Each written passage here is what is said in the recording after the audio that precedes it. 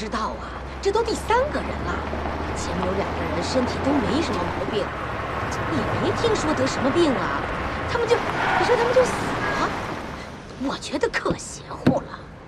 我跟你说啊，这工地本来好好的，可昨天早上。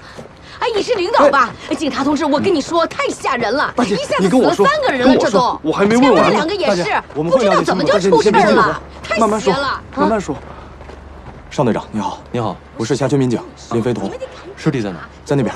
好，咱们去看看。哦。哎，领导，你可千万得好好查呀，太邪乎了。具体什么情况，给我们介绍一下。死者叫王海，男性，43岁，跟父亲一起外出打工，半个小时之前接了他父亲的报警。 这已经是这个工地第3起案件了。前2天也死了2个人，都是意外，一个触电，一个高坠。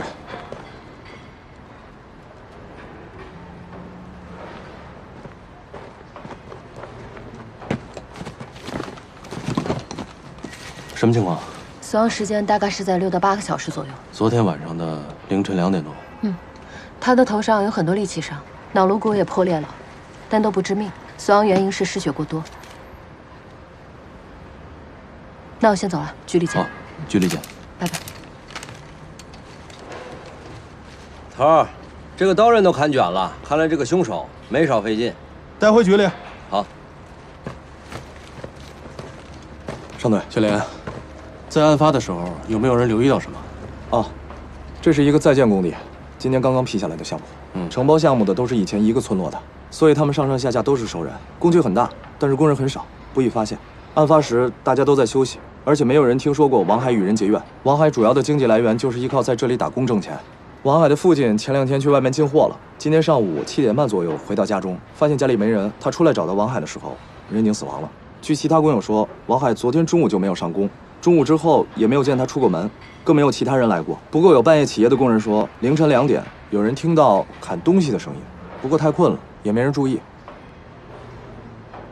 好，小林，你对这一片比较了解。 如果有什么新情况，随时跟我们联系。好。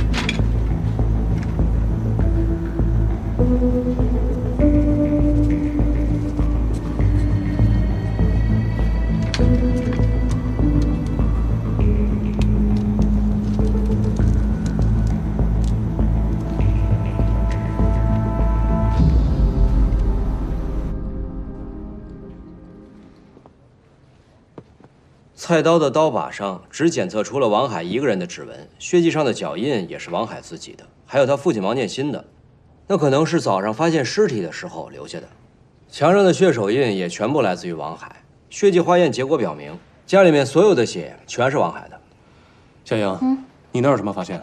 初步估计，死者的死亡时间是在晚上10点到凌晨2点，死因是失血过多，他的头部还有面部遭到多次重击。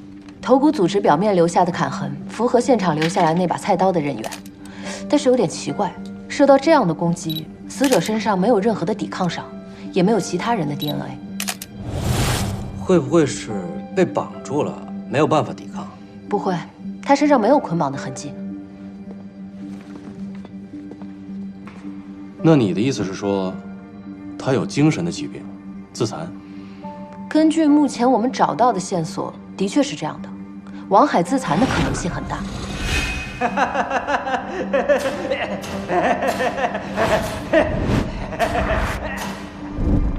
自己砍自己10几刀，有这种可能吗？当然有可能啊。我们之前就办过一个类似这样的案子，陈星月，那个电台的主持人，还记得吗？那个时候你还没来呢。哦，对了，头儿，当时起来上厕所的工人还听到了王海的笑声。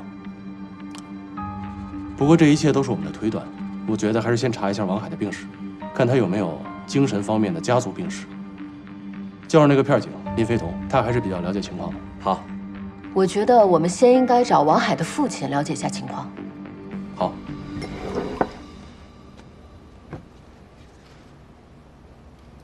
我就想知道，谁杀了我儿子？我们请您过来是想跟您了解一下您儿子的情况。请问您儿子或者家里人有没有精神方面的病史啊？有，叫躁郁症。3年前犯过一次病，吃过药。能提供您儿子的病历吗？好，我尽快给你们送过来。我就是想知道，谁杀死了我儿子？我们一定会尽快找到凶手。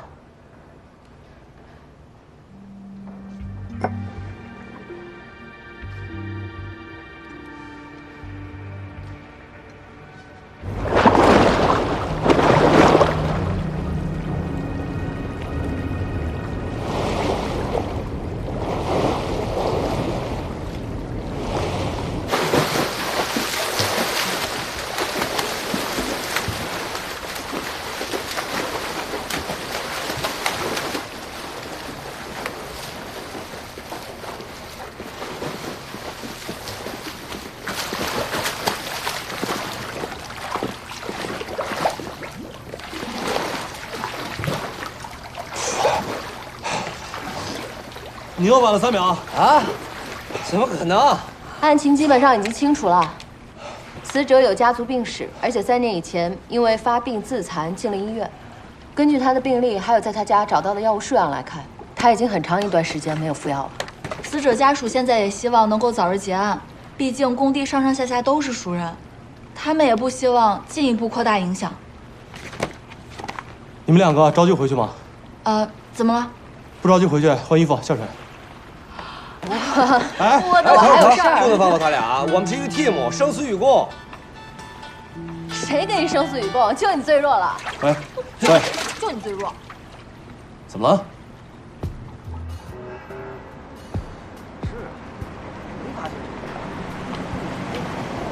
真没有，这是一个村出来的，天天在一块干活，也没想到会发生这样的事儿。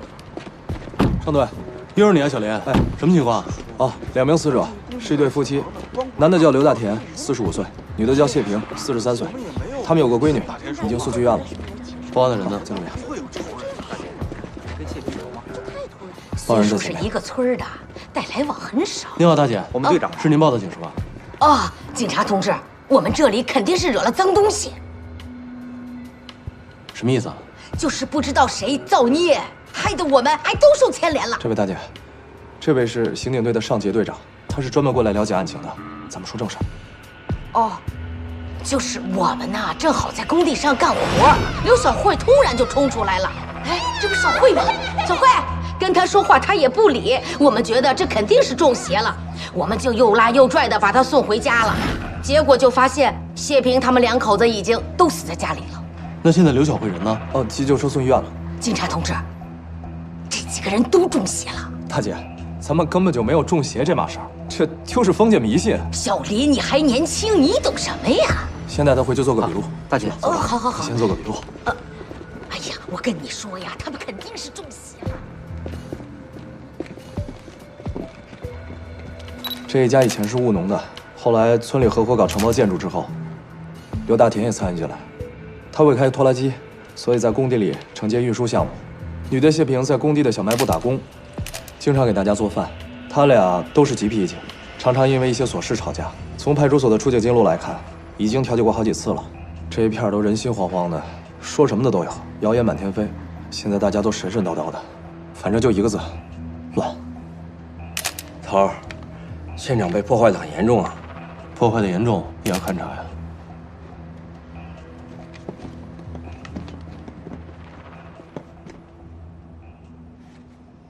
王家村的建筑工地呢是市政工程，建筑工地就是个熟人小社会，谣言传播是非常快的。所以这一点你们在工作当中一定要认真，做好宣传工作。不仅这样，还要注意舆情的控制，同时还要尽早破案。是，局长放心。死者刘大田，45岁，身高1.75米，体重95公斤，怀疑是中毒死亡，因此要进行全面系统的尸体解剖。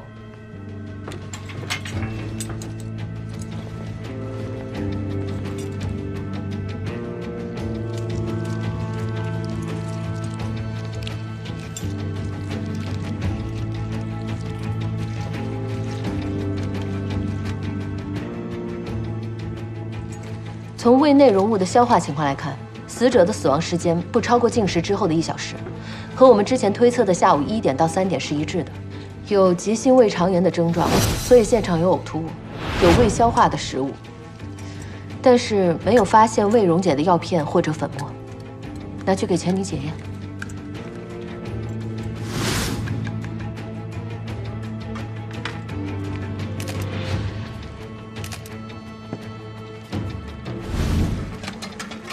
他的肝脏有明显的萎缩，重量只有930克。按照他的体重分析，他的肝脏应该是在1500克左右。在肝脏上有出血性坏死，根据这些判断，他应该是急性中毒。但是中毒的种类有很多，目前还不知道。这都是我的推测，还得等钱宁的检验结果。镜下可见，肝小叶内大部分的肝细胞变性坏死。以肝小叶中央区以及中间带较为严重，有的呈出血状坏死。外围带有残存的肝细胞脂肪变性，可以判定为中毒性肝坏死。那中的是什么毒啊？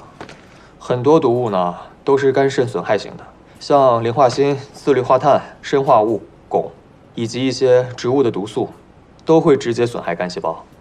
另外，爆发性重症病毒性肝炎也能导致中毒性肝坏死。行，你就告诉我是什么东西制毒的？饺子。饺子？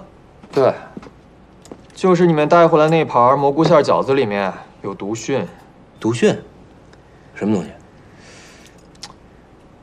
毒蕈就是毒蘑菇。嗨，这种蘑菇毒性很强，容易致死。2个成年人使用量大，刘晓慧吃的少，所以只出现了精神错乱和狂笑的症状。那是被人下毒了？哎，这我可没说。不过在城市里面，经常会有人误食带有毒蕈的蘑菇而中毒。2001年，在邻省就发生过一起建国以来最大的毒蕈中毒案，当时中毒人数超过5000人。那你的意思是误食？这得问你啊，李博士。继续忙吧，钱博士。一个毒蘑菇的威力这么大呀！凯哥，你是不知道，我小时候跟我妈在路边也采过蘑菇的，当时吃了之后就上吐下泻的，一直也不明白是什么情况。现在我觉得就是轻微中毒了。刚才医院已经来了消息，说刘晓慧已经脱离危险了，但是对于毒饺子的事，他并不知情。哎，头儿，你觉得会不会是谢平和刘大田夫妻不和，所以谢平不想活了，包了毒饺子，一了百了？她不想活了，想跟她老公同归于尽。那她闺女呢？她为什么要毒死自己的闺女啊？怕没人照顾呗。这不好多新闻都说了吗？父母在自杀的时候，先把自己的孩子杀了。那毕竟是少数，虎毒不食子，我觉得不太可能。大胆假设，小心求证嘛。你们2个说的都有道理。哎，盛杰。我想对王海进行第2次尸检。你觉得王海的案子有问题？要等结果出来之后才能告诉你。好，我现在就去找王海的家人。辛苦了。没事。第2次尸检？对。我们只有通过第2次尸检来排除我们的疑点，我们有责任跟义务要弄清楚死因。所以他不是神经病，对不对？有人杀了他。你先别激动，现在还没有明确的证据证明这是一起凶杀案。我们只有通过第2次尸检才能查明真相。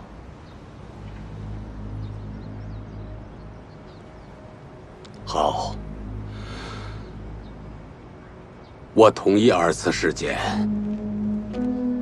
喂，小颖，其实我跟你一样，一直对这个案子有疑虑。工地地上下有人连续意外死亡，在同一个工地，一个时间段，连续发生多起非正常死亡的几率是非常低的。但目前，这几个案子除了死者相互认识之外，没有更多的线索可以把他们联系到一起。对于王海的第2次尸检，证实了我的想法。在他的血液里，我们也找到了毒蕈的成分。他也是被毒死的。他是中了毒之后产生幻觉，然后才拿刀砍的自己。那误食的可能性基本没有。工地之前的2起意外死亡，死者分别是秦良、赵凡，他们在死前也同样有发疯、致幻的症状。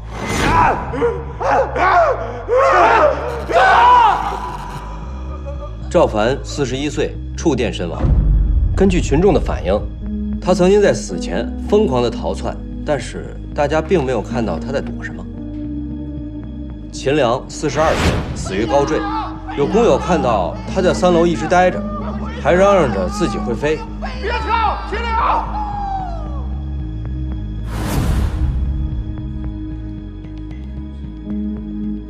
上队，小林，就等你了。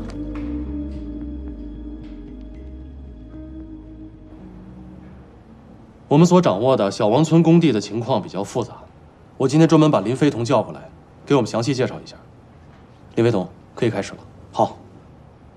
王海、赵凡、秦良和刘大田，他们4个人是小王村村民，过去在村子里都不经常务农。来了拆迁工地之后，他们4个经常旷工，凑在一起打牌，是固定牌友。就他们4个吗？大家都不爱跟他们玩，说他们手脚不干净，爱出老千。那他们之前出过事没有？周瑞和张进都是他们的工友，过去也跟他们打过牌。周瑞和秦良有一次闹得特别厉害，把秦良打了，我们过去调解过。张进跟刘大田也起过冲突，说刘大田骗他的钱，但刘大田不认账。我调查了一下这几个死者的通讯记录，这几个人给张进和周瑞都发过恐吓的信息，看来他们之间的矛盾非常深。周瑞和张进会不会找他们几个人报复啊？有这个可能。马上找周瑞和张进这2个人。警察同志，我早都不打牌了，俺的钱都上交给俺媳妇了，已经改邪归正了。你那次把秦良打得不轻啊？他那回联合出钱，让我抓住了。我确实打了他一顿，但是最后我赔了医药费了。来，你看看，案发前半个月，你一直在给刘大田发信息，他让你还钱，你还扬言要杀他全家。哎呀，我那就是说说，他们合伙想骗我们钱，我凭什么给他呀？但我又没有办法，就吓唬吓唬他。那我确实想捞回来，我确实就打了那一回，这回我真改邪归正了。我们已经跟你老婆了解过了，你在上个月4号，你把工资全部取出来，然后又输给了他们，对吗？这次叫你过来，是为了让你配合调查。配合，我绝对配合。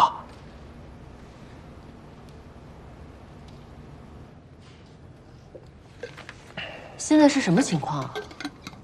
虽然他们都有作案的动机，但是都有不在场的证明，所以现在也没有什么头绪。上队，下去。张进和周瑞的家里并没有发现毒蕈的任何痕迹，而秦良和赵凡都是死之前在家里吃的最后一顿饭。那看来是要找这个秦良和赵凡的妻子过来问话了。你是赵凡什么人啊？我是他老婆。赵凡怎么会突然失控呢？你之前有所察觉吗？没有啊，我那天在上班，是工地人打电话，我才知道他出事了。那赵凡出事的那天，他吃了什么？你知道吗？我是给别人家做保姆的，平常他在家的话，就自己做饭吃。你就是秦良的妻子厉开秀啊？是。他死的那天吃了什么呀？还能有什么呀？不就是每天吃的那些吗？我也不记得了。那他跳楼的时候，你在哪儿啊？我就在现场。他当时疯了。老秦，别杀我！小姐，我会飞！我会飞！回去！快回去！老秦，我会飞啊！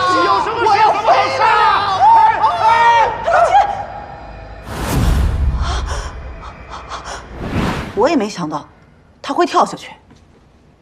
你丈夫都跳楼了，我怎么感觉你一点都不难过啊？哼，有什么可难过的？这人活着的时候就不让人消停。那你和赵凡的感情，平常如何？这跟他的死有关系吗？啊，我们只是想了解一下，对死者的生活了解的越多，我们就越能找到有用的线索。要不是因为那个女人的话，他也不会跟我过不下去的。那天，他说他去工地，说白天落下了什么东西，我就觉得他鬼鬼祟祟的，我就想跟着他，看他到底去哪儿了。我发现他往给我们工地送饭的那个地方走，我就想冲进去抓奸，可是我就一个人，我怕打不过他们俩，我就去找人帮忙，可我还没找到人呢，他就先死了。我从来没见过这么不要脸的人，到处勾引男人，而且还不止一个。不止一个，还有谁？林家的老公，小刘家的，哎呀，反正就是好多人。我们家那口子死的那天，还去找过他。这女的她就是狐狸精、扫帚精，找过她的男人，都不得好死。那你知道这个女的叫什么吗？我不知道。哦，说是大田家的亲戚。哼，当初我看到她第一眼的时候，我就知道这个女人不是什么好人。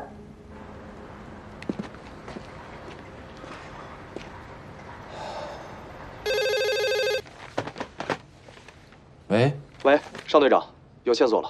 工地食堂做饭的女人叫何娟，打的电话已经关机了。食堂管理员马上过来开门。好，我知道了，食堂见。就这儿。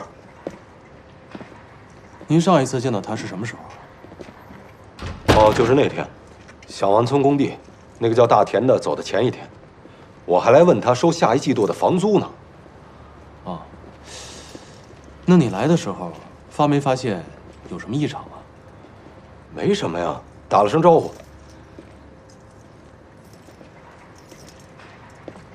这个就是他工作的地方。哦。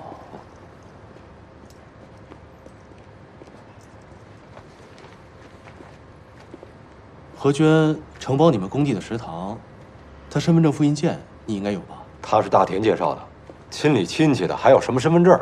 再说我和大田都几十年的关系了，我难道还信不过他吗？啊，那照片你应该有吧？有啊。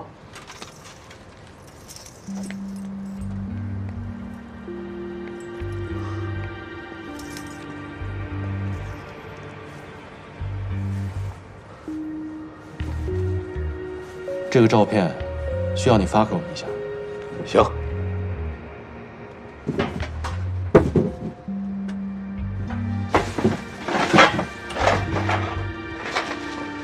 头儿，有发现？来，开工了。还有吗？还有一箱，马上拿过来啊。哎，李学凯，你这是要搞死我呀？钱博士，我怎么舍得搞死你呢？不过你赶紧看看有没有毒蘑菇的成分啊！如果有，我们就有铁证了。是啊，我也希望你们赶紧破案，我真的快熬不住了。加油，努力工作。走了啊。嘿，行。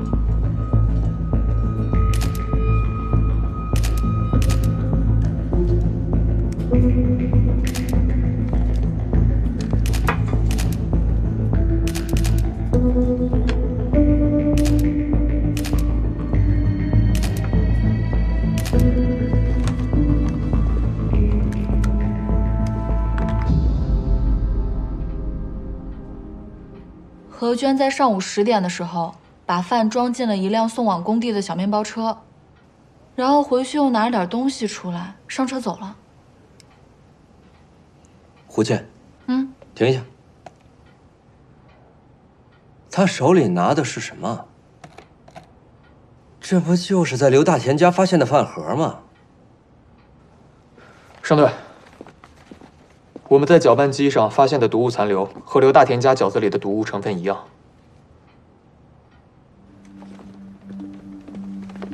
局长，我们在何娟工作的厨房已经找到了证据，可以证明她跟这个案子有关系，所以我们现在是不是可以抓人了？立即行动。是。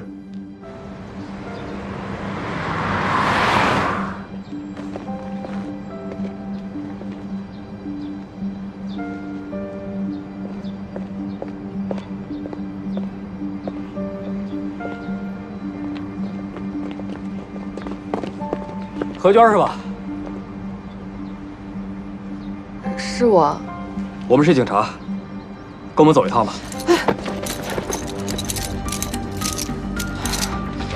带走，走。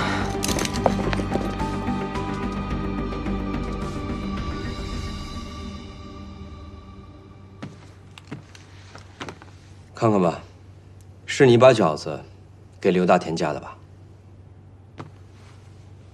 这，我们已经在你的搅拌机里找到了毒蘑菇的成分。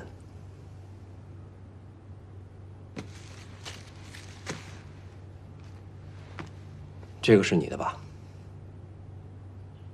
我何娟，沉默是没有用的，只是在浪费时间。我们已经找到了你犯罪的证据，你为什么要这样做呢？王海、秦良、赵凡，跟你都是什么关系？力量不大的人在犯罪中，大多都会选择那种不使用体力的犯罪手段。投毒杀人，手段隐蔽，方法也比较简便，成本相对低，而且也不需要面对面搏斗的力量。所以有些女性罪犯会选择这种犯罪手段。可是为什么他要杀那几个人啊？不太清楚。目前的证据呢，只能证明他跟刘大田夫妻的死有关。他是刘大田的亲戚，为什么要杀他们一家？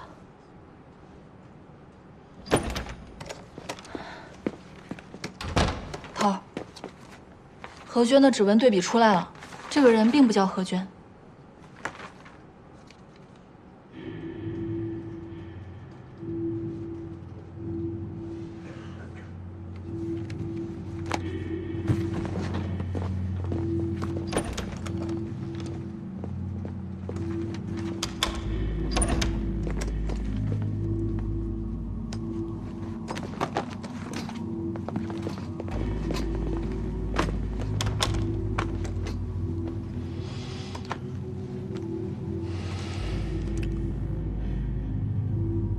谢媛媛，1988年出生，西乡人，父母因车祸双亡，由你姑妈从小把你抚养长大。2006年，你姑妈报警说你失踪了，然后就在12年前，也就是2007年，你因为盗窃被处理过，对吗？